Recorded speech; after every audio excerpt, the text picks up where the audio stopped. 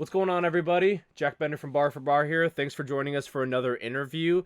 Today we have one of my favorite figures in Cleveland hip hop, rapper, producer, vocalist, Domingo Kite. How we doing, my man? I'm doing alrighty. How are Uh, you? I'm always good, man. I'm always good. He actually has a new tape out right now. It's called 22, and the link will be in the description for that. If you guys want to go check it out for yourself, I highly encourage you guys do. It's one of my favorite things to come out of the Cleveland scene so far this year. Very crisp album or mixtape, 10 tracks, 22 minutes. And I gotta say, this is well. First off, how are you feeling about the reception you've got so far since the album came out? Since since I know you did. I popped in for the listening party live on YouTube the night it Right. dropped, and you hmm had a good amount of people coming in talking and you know talking about the music and talking to you, communicating. So how are you feeling about all that so far? I'm feeling pretty good about this. So, out of the projects I've released, this is the first time I've done something full length. Like Mm-hmm. everything before this has been EPs and singles. So, that's something new, but this is performing the best out of all the projects I've done so far. And the people who've listened to it, I've gotten a lot of positive feedback about it. And I'm still working on promoting it and pushing it, but so far everything I've heard has been pretty positive, and it's been cool to see like people react to it. Like I've sent a couple of the songs into streams, and then yeah, it's been great seeing all the feedback from people. And it's been Yeah, that's that's great, receptive so man. far. And that's a Yeah, good thank you. point. This is like your first full length project. Everything else Mhm. you've done so far have been kind of like little taste, little samples to it.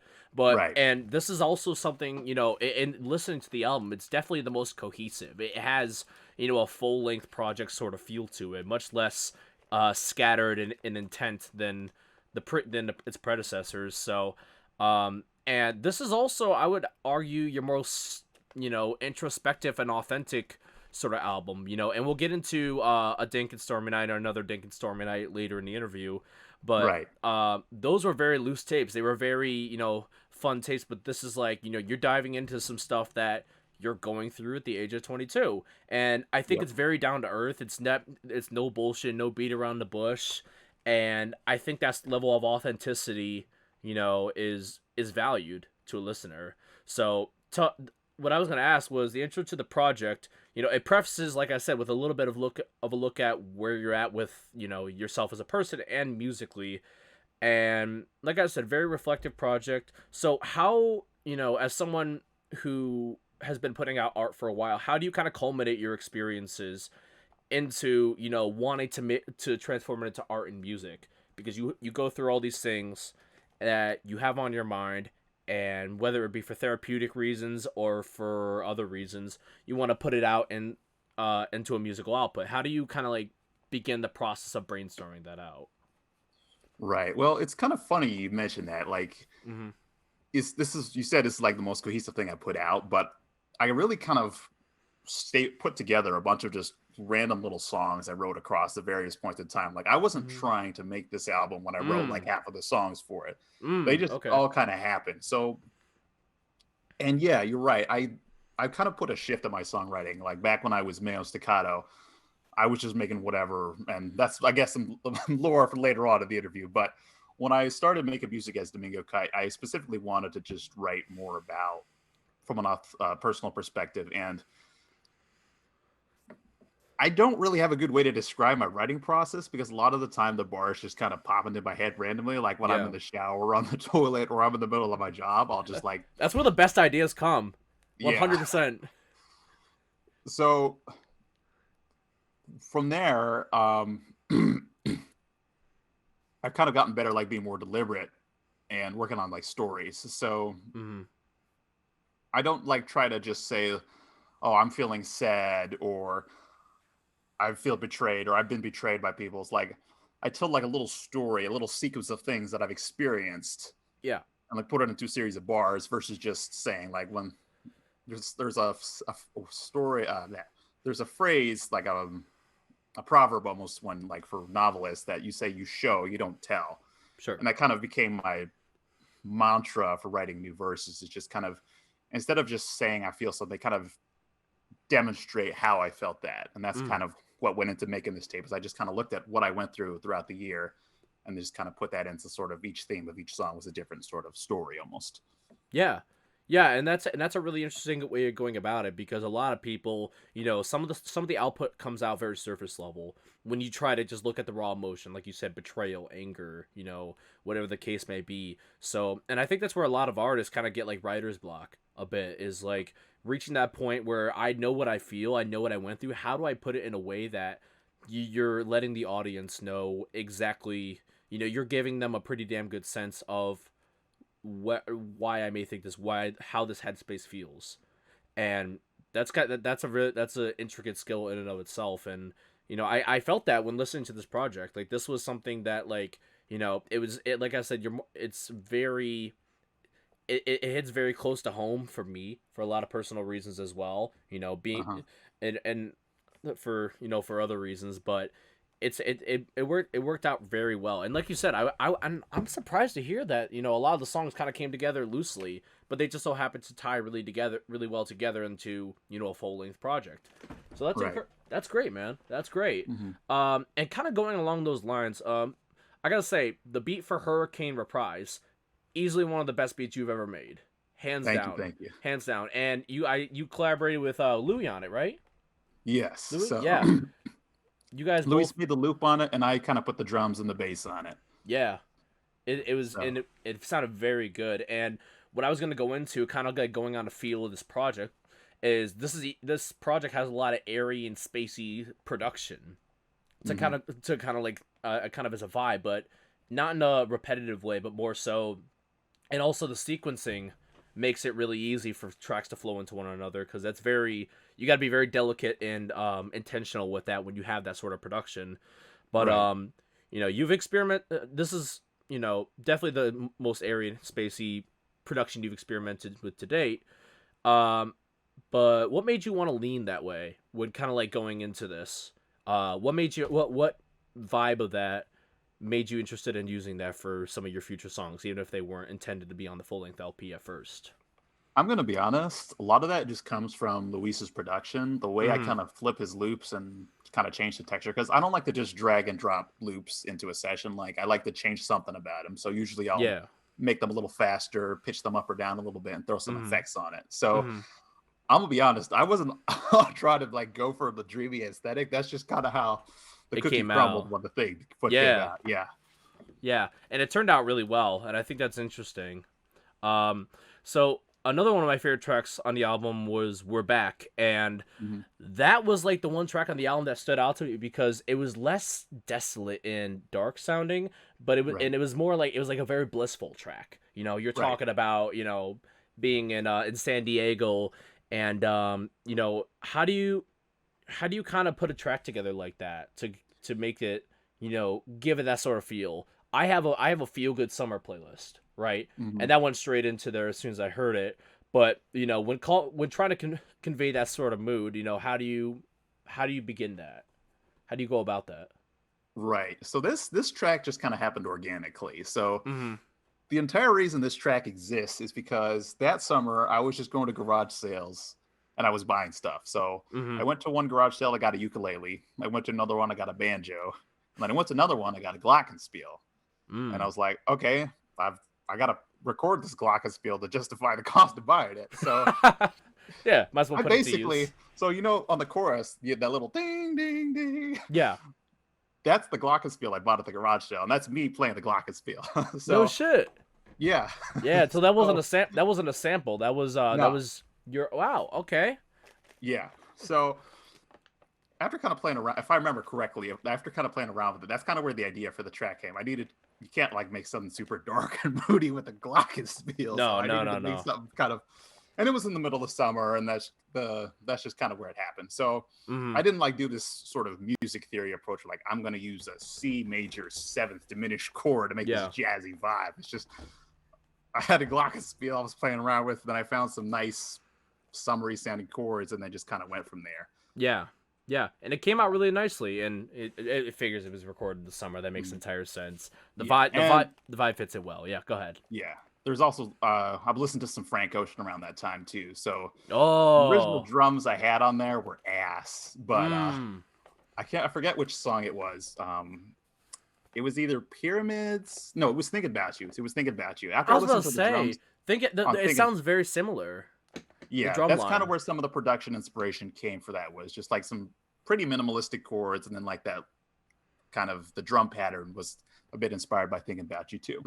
It's funny how that drum pattern translated over so well from like a very similar obviously type of production from very soulful singing to rapping. I mean, it's easily one of the strongest hooks on the project. So it's funny Mm, how that turned out so well. And I definitely right, see the right. inspiration now that you bring it up. Hmm. Last thing kind of about the production for the future, I'll get into another question about the future at the very end to kind of leave off on.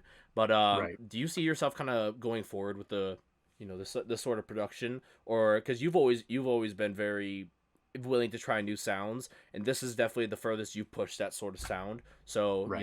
production wise, what are you looking to experiment with in the future?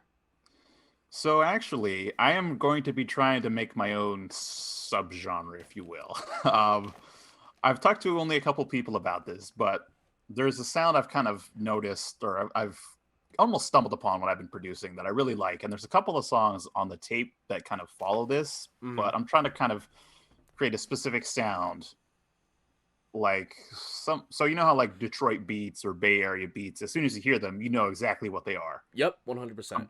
I'm working on a sound something like that, and it's previewed a little bit on the album. I don't want to give too much away about it because I'm working on a bunch of singles, kind of showcasing it. But Nice.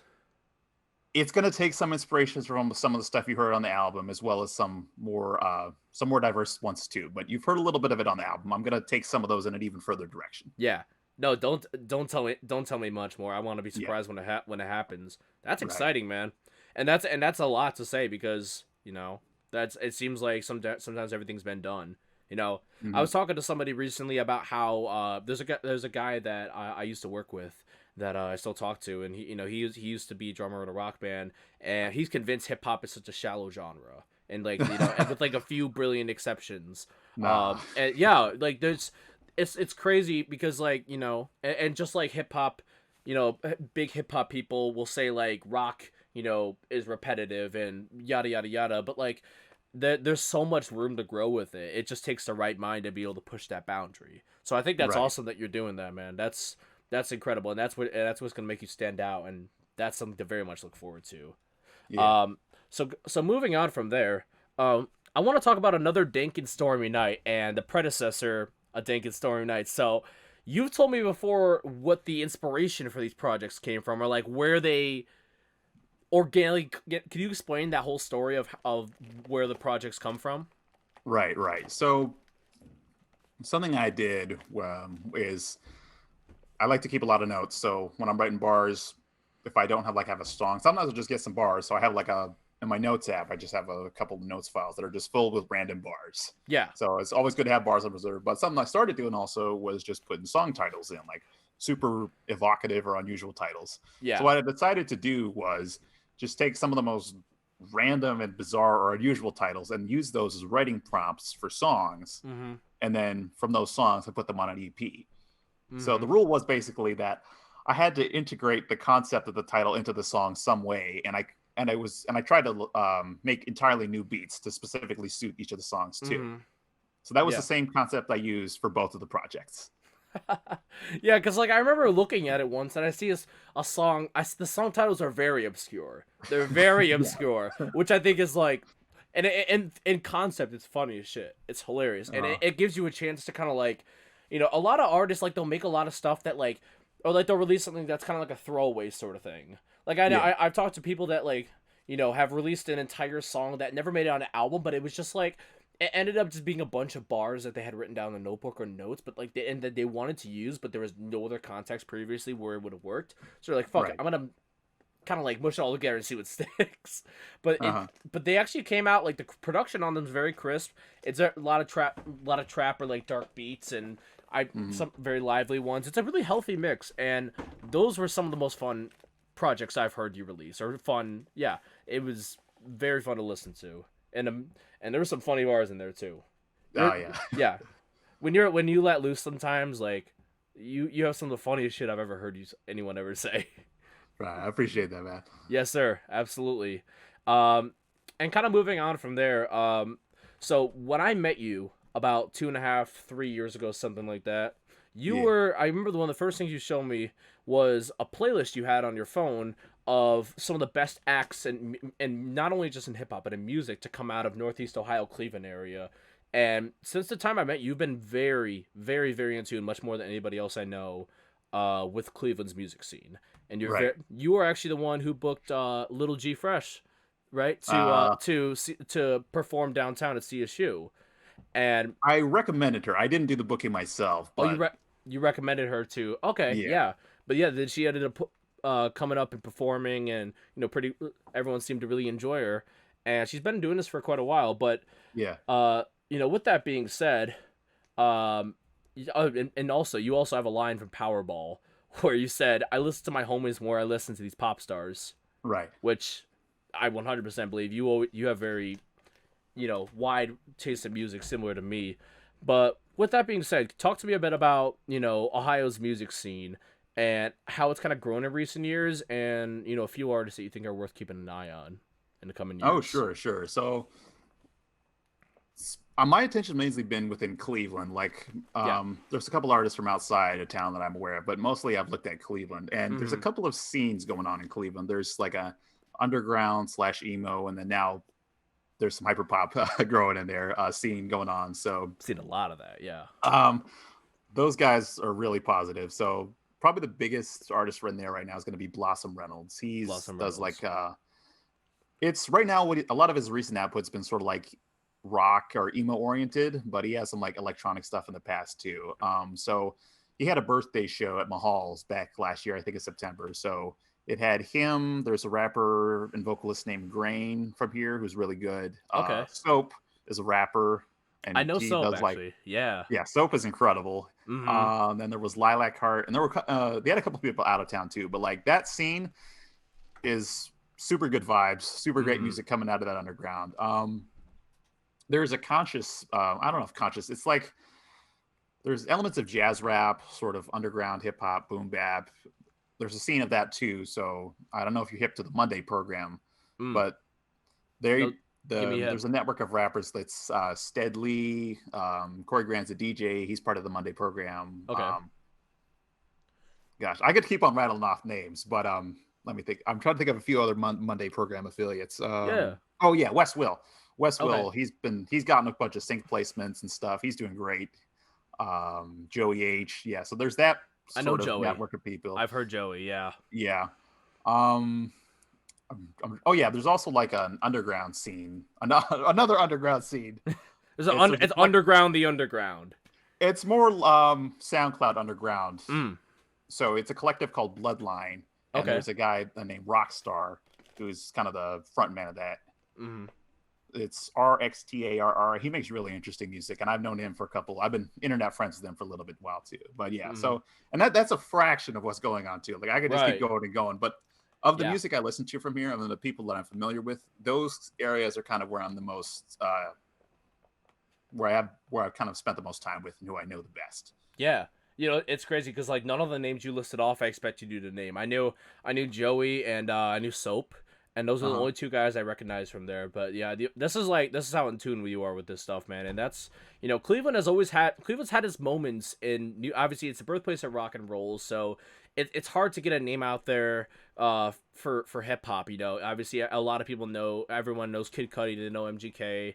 Mhm. Doughboy's kind of made of a bit of a name, and among many other people. But like these are artists that like people might not see it on the surface level just because they don't have label backing or whatever the case may be. But Right. I some of these names even I've heard rattled off before. I just can't say I've listened to their music quite yet. So, but yeah, Cleveland's got a very interesting scene, and it's weird when you're when in 2022 and you're a city that's not like if you're not Atlanta, New York, Florida, Los Angeles, Detroit, Chicago, whatever these cities, like it's hard to carve out a name for yourself. As far as like a signature sound, like you said, like a West Coast bouncy beat, or like Detroit's signature production. So I think Cleveland's kind of like going through that sort of phase right now, where you're trying out a bunch of things and kind of seeing what sticks, and a lot of it is like you said, these are a lot of guys you've enjoyed a lot. I've enjoyed a lot of stuff from Cleveland, aside from, you know, Joey and Soap, and hopefully I can get around to listen to those guys as well. But Right. yeah, those are all great recommendations. Thank you, man. Yeah. And moving on from there, I got two more questions for you. So first one is I saw this under each album or under each project you put out, Rockbird Family. Could you elaborate on what that is? Is it a group, kind of a starter label, a collective? Could you elaborate on there? Um, so whenever you upload music to a distributor, they ask you to list what the record label is usually. Sure. So that's kind of my idea for what my label is, even though it doesn't technically function as a label. Something I wanted to do this year is Mm-hmm. put out a bunch of side projects and then have them all be like Rockbird Family. That's me and all my Mm. various alter egos. I haven't put anything out yet Yeah. this year from there, but You have a it's some weird. pretty wild stuff. You have like three YouTube channels that like aren't even linked. You had one where you were just posting, you know, shit posts sort of stuff, and Yeah. you have Domingo Kite, you have I think you have a Dom Alberto channel as well. You know, stuff Uh-huh. like that. Like I can't remember all the ones I'm thinking of, but like yeah, you're a very ambitious person, and I think that's like, you know, some people, you know, it's hard to maintain as well, and it's hard to like Mhm. kind of like stay with all those, especially when you're doing all that once. But your output to each has been fairly fucking consistent, Right. which Well, is very impressive. it's been volume, but consistency is the thing I've struggled with. And moving forward, that's actually kind of what I'm trying to improve Mhm. on, is going deep versus wide, Yeah, kind of go build a catalog of a consistent sound and yeah, builds kind of that vibe. yeah, absolutely. So last question I have for you today is, and I apologize, I don't remember what song it was, but you said and one lyric on the album, 929, a new era starts. Mhm. Is that what when we're expecting a new project to drop? 929, September 29th. Could you explain that to me? Sure, sure. So when I initially released that one, that was kind of a loosey single for another Dank and Stormy Night. So that Mm. was the initial release date for another Dank and Stormy Night. Ah, But but there may be something else coming in September. I don't want to oh, divulge too many details, but there may in fact be another 929 drop coming. okay. So yeah, that's some shit to be excited for. That's Yes, sir. awesome, man. Well, hey, listen, thank you so much for joining us today, man. I really appreciate your time and, you know, the thoughtful answers you've had and being a great guest. If you guys are interested, and I would highly recommend you check it out, I'm going to link another Dink and Stormy Night in the description below. I'm going to link 22 in the description below. You can check him out. Stream Dom. He's doing incredible. He's one of my favorite people in the Cleveland music scene. I'm really happy that I got to talk to him. Dom, thanks so much for coming on, man. Thanks for having me. Yes, sir. Until later, guys. Jack Bender, bar for bar. Peace out.